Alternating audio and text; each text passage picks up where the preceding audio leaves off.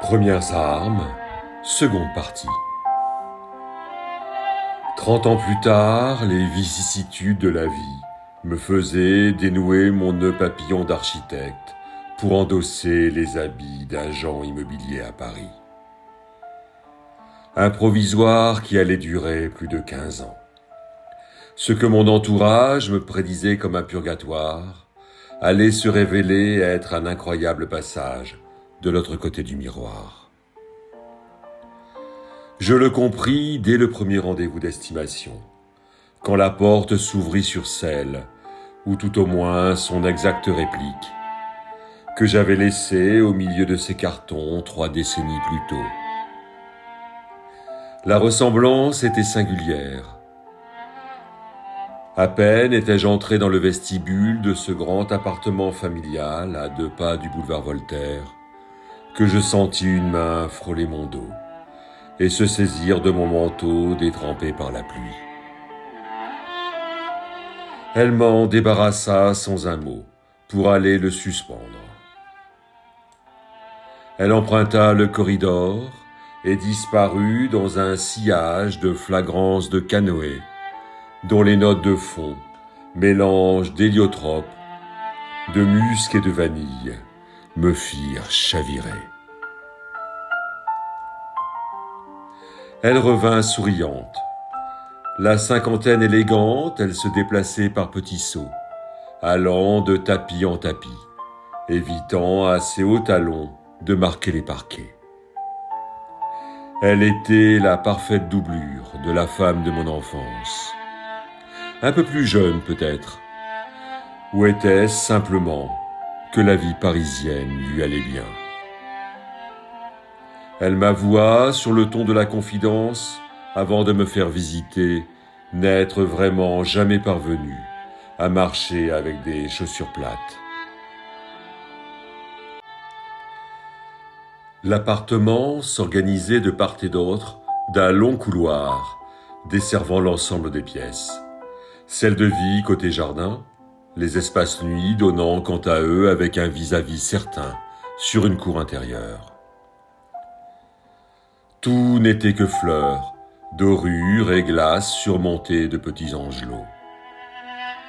Madame Donadiable, Floréal, avait-elle tenu à préciser lors de la prise de rendez-vous. Ce nom était à lui seul tout un programme. Une héroïne du théâtre de boulevard, plongée dans un décor d'opérette. Chaque espace recelait une quantité irrationnelle de meubles et de bibelots. Seules les chambres des enfants semblaient avoir échappé à cette déferlante. Un examen plus approfondi mettait en évidence ce qu'avait dû être la longue lutte des enfants pour conquérir leur territoire, à la mesure des strates de posters ayant au fil des années gagné du terrain et recouvert le papier peint fleuri. La visite se clôtura par la cuisine, dont elle paraissait redécouvrir l'existence. Elle ne me laissa pas le loisir de m'attarder sur la fonctionnalité des lieux. Mais je ne vous ai pas encore montré ma chambre. Il y avait eu de la gourmandise dans ses yeux. Nous empruntâmes à nouveau le long couloir, et je remarquai une chose étrange. À partir de la hauteur de mes épaules, les murs étaient vierges de tout accrochage. Aucun tableau, aucun cadre ou sous-verre ne couvrait la partie supérieure des 2 murs se faisant face. Il serait plus exact de dire qu'il n'y en avait plus. D'anciennes marques de crochets, en une multitude de petits trous, criblaient la tapisserie. Les murs y étaient également comme griffés, de façon parfaitement symétrique, en 2 sillons sur toute leur longueur. Elle m'attendait au bout du couloir. L'antichambre où elle m'avait précédé était aveugle, mais assez spacieuse pour distribuer également une salle d'eau privative. D'un petit mouvement volontaire, elle se défit de ses escarpins au seuil de la chambre. Je ne me déchaussai pas, et restai prudemment sur le pas de la porte, d'où je pouvais embrasser du regard le volume tout entier.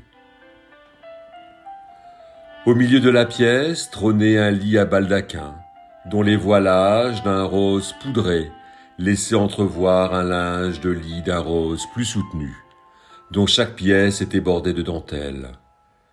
Froufrou que l'on retrouvait en apron, protégeant la toile de Jouy recouvrant un fauteuil, occupé par une grande poupée de collection, dont le regard absent fixait sans ciller tout nouvel arrivant.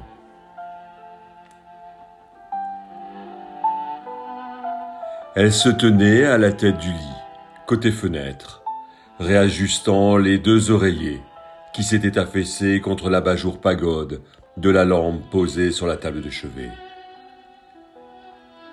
Mon regard se porta aussitôt sur celle lui faisant pendant. Le petit meuble, ne supportant que le poids de sa tablette en marbre, voisinait avec un oreiller, impeccablement disposé sur le drap, ne marquant à cet endroit aucun faux pli. Je battis prudemment en retraite, prétextant de visiter la pièce d'eau, espérant y découvrir les signes d'une quelconque présence masculine.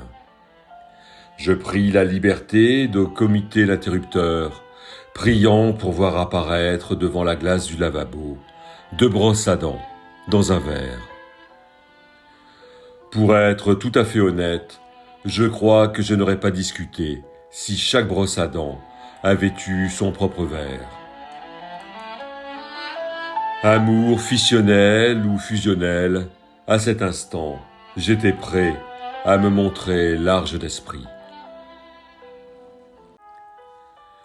La lumière se fit.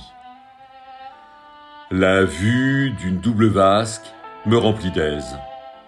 Je déchantai devant la ribambelle de produits de beauté, ayant investi le moindre centimètre carré de surface émaillée. Je remarquai alors, sur une petite étagère, un vieux blaireau décoiffé, à la touffe de poils dressés vers l'ouest, comme s'il avait subi une violente tempête. Ce dernier voisinait avec une minuscule boîte de baume du tigre éventée, le couvercle ayant été visiblement revissé à la hâte. Était-ce tout ce qui restait de l'élément mâle de ce couple ? Je n'avais vu aucune représentation masculine sur les photographies de famille offertes au regard, savamment disposées sur les meubles du salon. Au milieu de bougies parfumées et de fleurs séchées, elles témoignaient en une multitude de petits oratoires d'un bonheur parfait.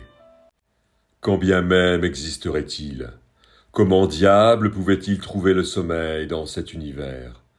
S'endormir sans craindre que sa dernière vision avant de s'assoupir ne l'entraînât dans des rêves de midinette, vêtu d'un peignoir de soie sauvage, couleur saumon.